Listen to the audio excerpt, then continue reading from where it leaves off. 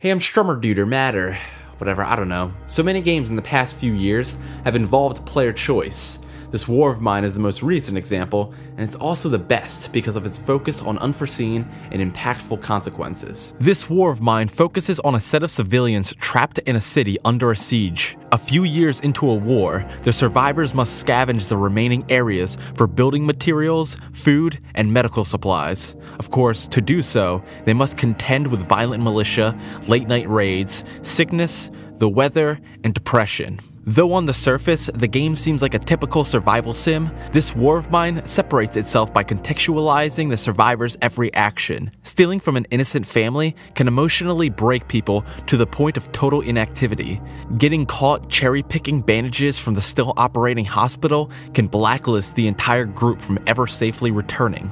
And killing a bandit can either bolster spirits or psychologically ruin a person. Common complaints concerning player choice focus on the black and white nature of the decisions. This war of mine's choices seem stark, but unlike killing kids in BioShock, avoiding such decisions will rarely be rewarded. Really, the very idea of avoidance becomes pretty invalid. Eventually, supplies run out and risk must be taken to survive another day. So do you venture into a dangerous area where you run the risk of losing a helping hand to death or injury and sending the others into a spiral of depression? Or do you take the easy route and rob the hospital where, if caught, you run the risk of alienating the group from a friendly, helpful location? Morality systems, which come down to picking a consequence, pose a bigger issue than black and white choices. If you want the stats for being literally Gandhi, pick every choice at the top of the dialogue radial. If you want the stats for being literally Hitler, blow up towns with nuclear bombs. Something unique to gaming and why people constantly demand ambiguous choices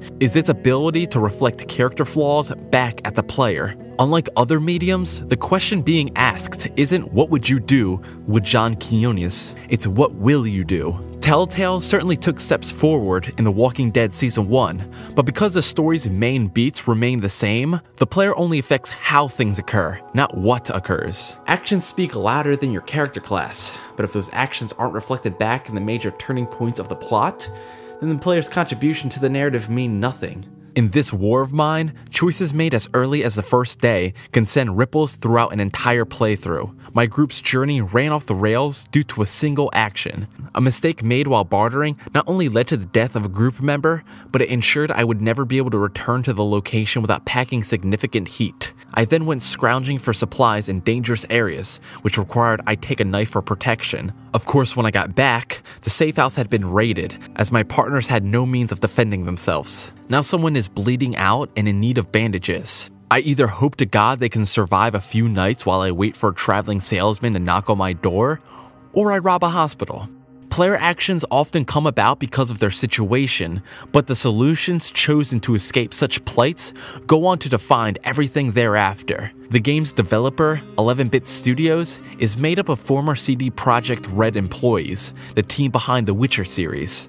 The dark fantasy RPG features branching paths, but to say this war of mine follows such a design would be inaccurate. The narrative more so adapts to the player while maintaining a sense of creative direction from the designers. And by that, I mean no choice tarnishes the overarching theme. Consider the major decision near the tail end of Far Cry 3. The writer, Jeffrey Yohalem, felt the game's satire went over people's heads. Though he'd disagree, I'd place the blame on player choice. Especially because the apparent good ending didn't really resonate as much as the bad ending. Plot-altering decisions only work if they don't undermine the creator's intent. This war of mine lays bare its theme before the game starts with a quote from Ernest Hemingway.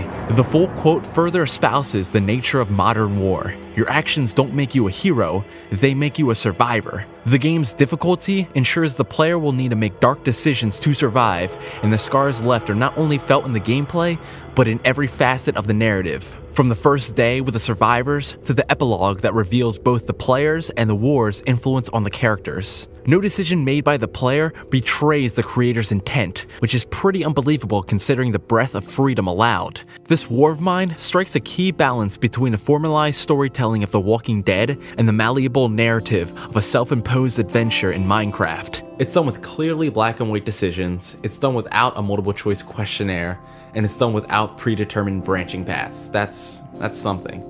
Oh hey, thanks for watching, and in case you didn't know, this video is part of Boku no Eruption's advent calendar for the year, so check out that playlist for assuredly less depressing videos.